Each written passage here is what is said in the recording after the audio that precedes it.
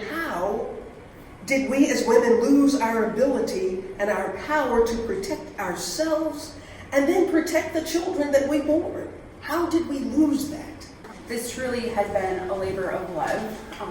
As you can see from that beautiful wall display, we've got some talented people in our community that we are so grateful to have.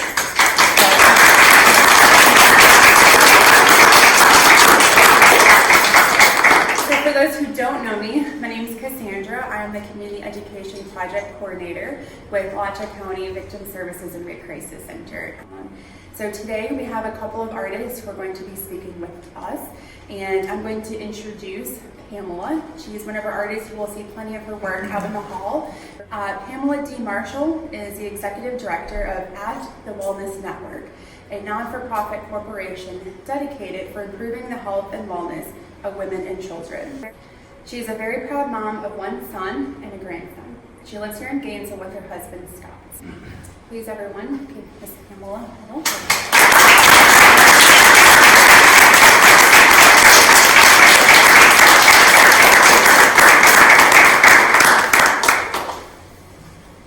Thank you so much, Cassie, for that warm introduction and for the invitation to be a part of this event today, Survivors of Violence, the art exhibit here at this beautiful museum.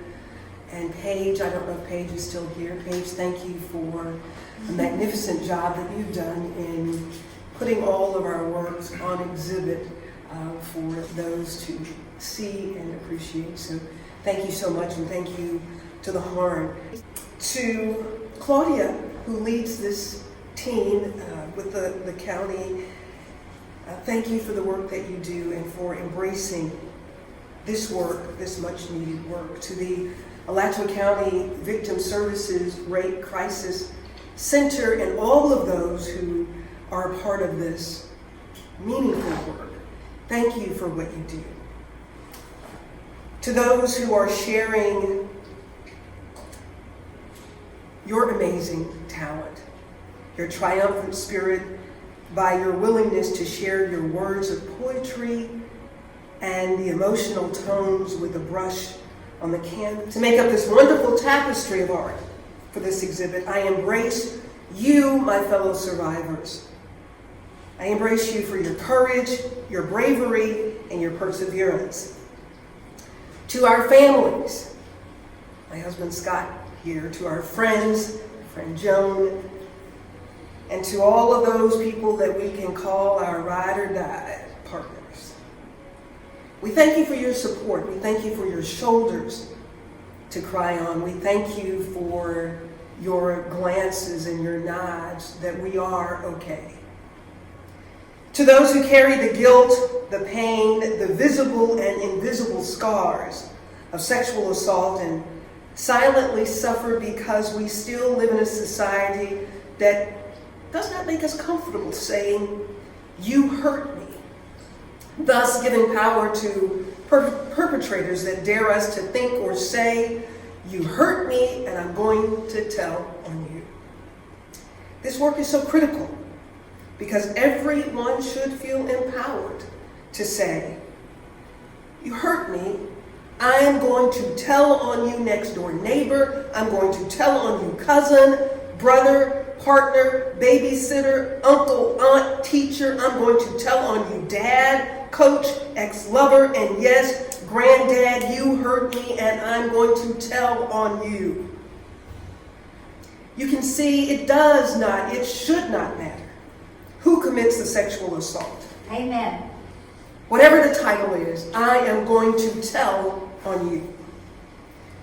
The Me Too movement that we have a great appreciation for helped to make changes in the workplace and corporate settings, but there is so much work to be done behind closed doors of places that we call home. There is so much work to be done where victims are sitting across the table, the dining table, from their abusers. Sexual Assault Awareness Month is so critical because 93% of sexual assault cases are inflicted by people we know. Too often, the perpetrator is a relative.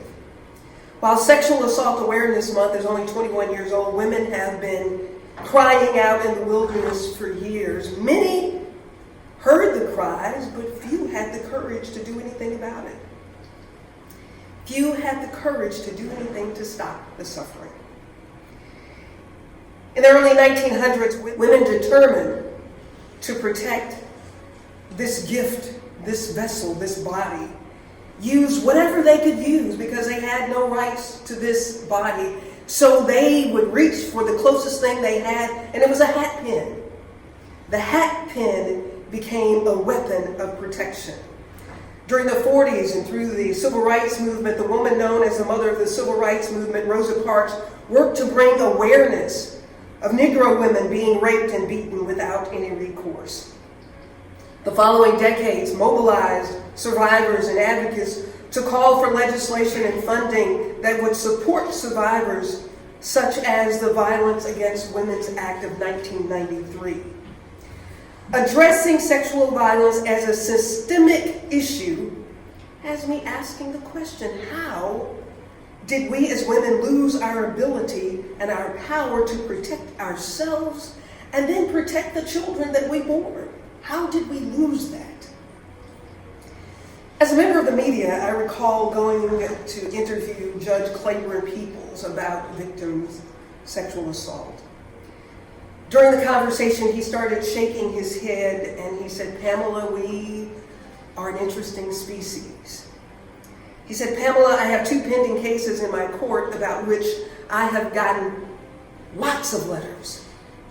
One of the cases is a woman who has a house full of dogs and cats and they're living in deplorable, inhumane conditions. The other is the case of a father who has been molesting his daughter. The little girl is now 13 years old. And somebody got the courage to tell, but the mother remains silent." I said, "Judge, that's great that people are concerned about children and animals." He looked at me with weariness and said, "I got over 100 letters giving me instructions on what to do to the woman who had the dogs and the cats in her house.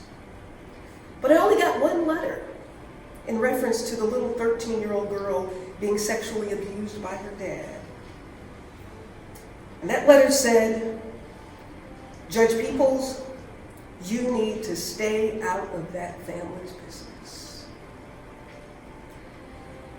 The sad reality is that in America, it is said that we have more shelters for animals than we have for abused women and children. Sexual Assault Awareness Month is critical. A while later, I had an opportunity to interview an author, a young lady in her late 30s enjoying a successful career, but she could no longer carry the burden of the family secret. After her dad passed, she had the courage to break the silence and write a book. Her father molested her and her sister for years. Her dad, her brother, and the next door neighbor all participated in these acts of sexual abuse against her and her sister. I asked, "How could your mother not have known?" She said, "You see, my father was a superintendent of schools in our community, and my mother was a principal of the high school. My mother was not willing to give up her status in the community and her ability to go to the country club and enjoy a life that looked okay." I asked, "What was your mother's response to you writing this book?" She said, "When I decided to write the book about our repeated sexual assault and abuse, this was the first time I had the courage to open this Pandora's box of our family secrets. So I was anxious, like, so what did your mother say?" She said, "When I shared with my mother about the repeated sexual abuse and rapes that had happened to us our entire lives, in a very cavalier tone, my mother looked at me and said, 'You must have enjoyed it, you kept doing it.'" You see, her mother had put on a veil of silence, and she could not protect herself nor the children that she bore. She was chained to the economics that keep so many sexual assaults hidden behind the closed doors of the place that we call home. Sexual Assault Awareness Month is critical. This work that you're doing is so important. I'm pleased that we can share our victories through the gifts of our artistic talents and inspire others to speak up so they too can heal. We must encourage more open conversations about issues like sexual assault so we can reduce the shame, the stigma felt by so many survivors, and encourage them to speak up and to seek support with the knowledge that the advocacy groups that they go to, they can trust. And as these advocacy groups continue to fight for their rights, to live with dignity, and to be protected, we must also send a bold, loud, and clear message to all predators. Regardless to your name, regardless to your title, you are hurting people. We are going to report you, and we are going to tell on you. You have to know that. We must send that message. As we work toward making this world a better place, we must continue to work to empower every human, every little boy, every little girl, every man, every woman, to stand up for their rights to be humans, to stand up without fear. We must create homes, schools, community groups, and churches where predators will know that if you hurt anyone else, we are going to report you. We're no longer afraid. We are going to tell on you to all survivors, those who have spoken and those who are silent. No, we can't purchase a round-trip ticket to the past and change anything. However, in this moment of the miracle of every inhale, we must accept the blessings of this moment. And with every exhale, we release any temptation not to take the next inhale.